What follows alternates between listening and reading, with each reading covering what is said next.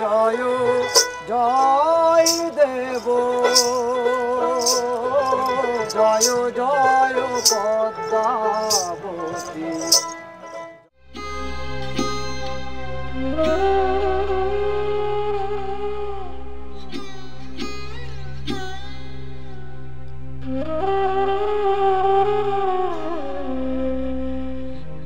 সে কথা 11 শতকের।